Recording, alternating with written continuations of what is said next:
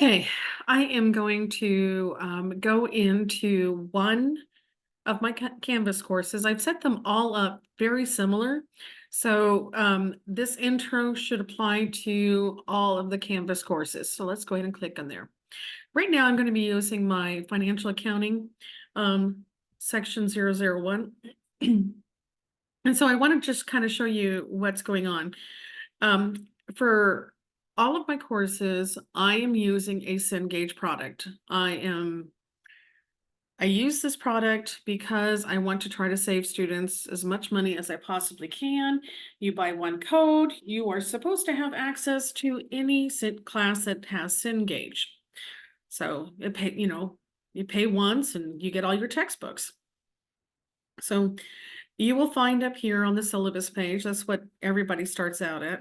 You'll find your textbook and you'll find instructions on how to get to your Cengage product. Now, there's two different ways. Some courses are integrated. I believe my payroll class, financial and managerial classes are all integrated into Canvas, whereas cost and computerized accounting are not. So just kind of take note of that for those of you in cost and computerized accounting. So what you do, the easiest way to get in here and do this, okay, I'm on my home page, just come down here. You will find all of your homeworks listed, and you can just click on one of these. And you can do this for any of the assignments, no matter when it's due. And it's going to go load. And what should happen from here, from the student side, is it should ask you to register for the Cengage product. I don't see what the student sees.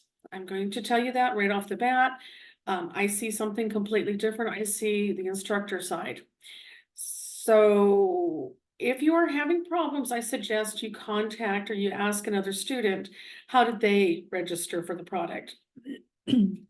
So here you can just go ahead and you start your assignments from here.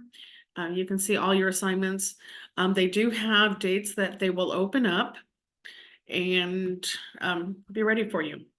Please note that if you're in financial and managerial accounting, that you will have to do the practice before it will give you access to the homework. That is a must. You must do the practice first. It's a prereq.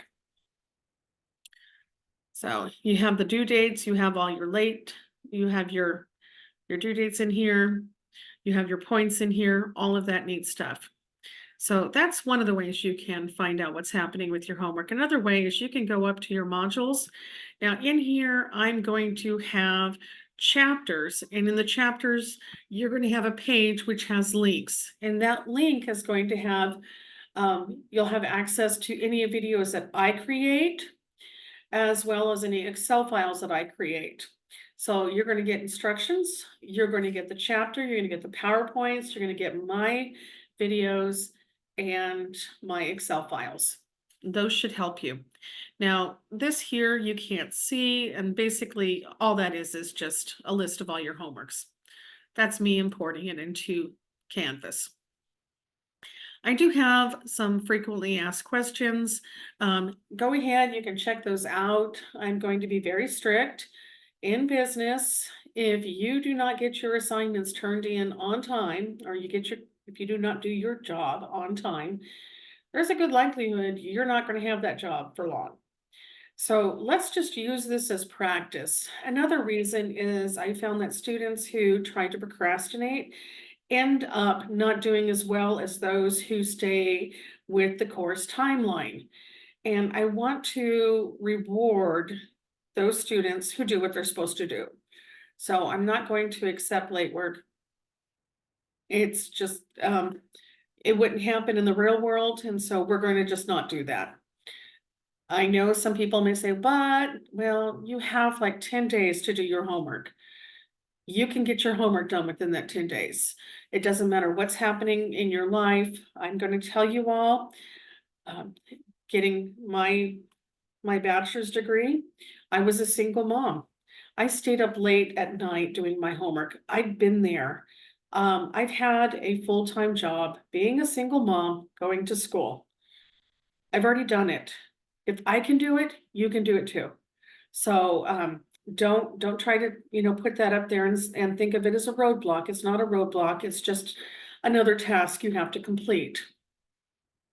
So please be aware of that. So I do have a number of questions here.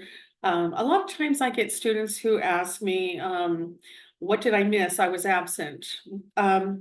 You have access to Canvas. Please go look at the schedule and see what you missed. That's just kind of a waste of my time because I've already lectured. And then I provide lectures on Canvas, I provide Excel files, I provide other videos. So if you want to see what you missed, you can do it just as fast as writing that email versus contacting me. So I highly suggest that. That's one of my my teacher pet peeves. And I believe that's a lot of people's pet peeve. Some of the things that I do think is important, emails, give me at least 24 hours during the school week. If you email me on a weekend, I may or may not respond to that until after Monday. So please note that. I do try to respond quickly, but please give me some patience on my downtime. Let's see, I have, just little different things in here that you can kind of ask, items that you can ask yourself and it will tell you what's going on. One of the things I should note is that I cannot give you an AD or an AW, which is an academic withdrawal. It has to be a very extenuating circumstance. And I have to talk to my dean about it.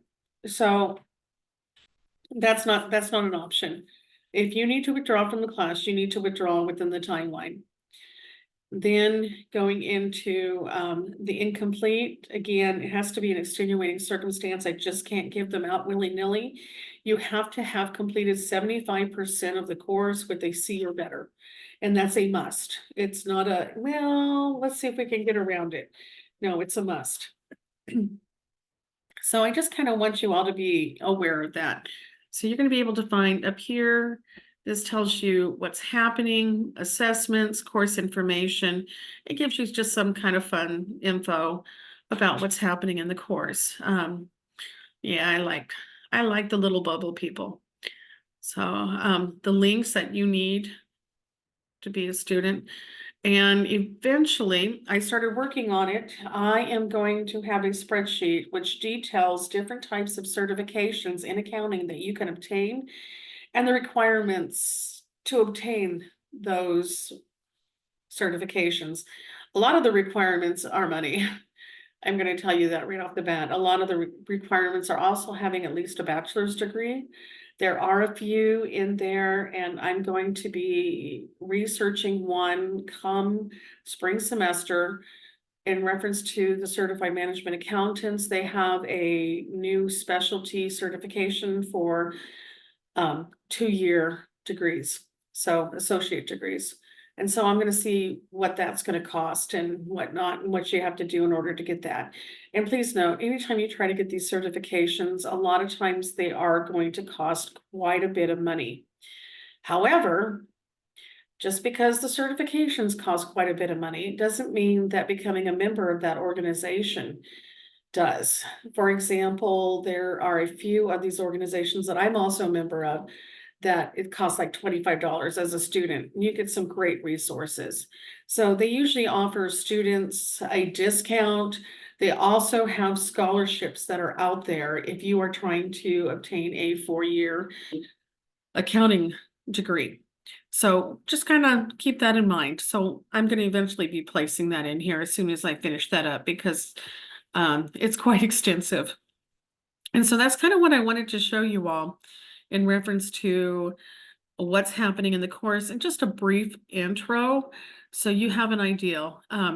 Again, always get in here, get yourself into the Cengage. I don't want to hear anybody say, well, I didn't have this and this and that.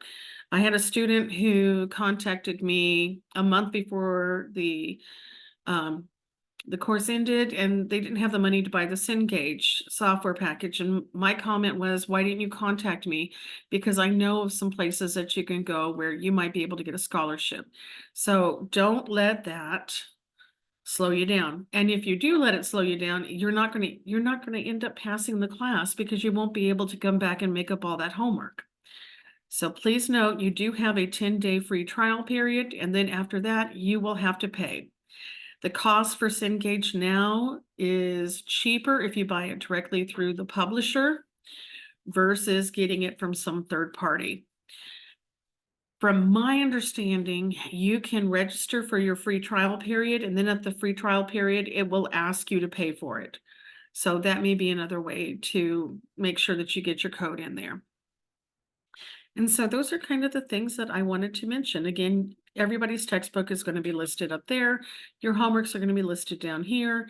And then I'm going to have different, as the weeks go by, I may take this out and then just start putting in, this is your introduction week. This is your second week, what I want you to do, third week, so on and so forth, all the way through that.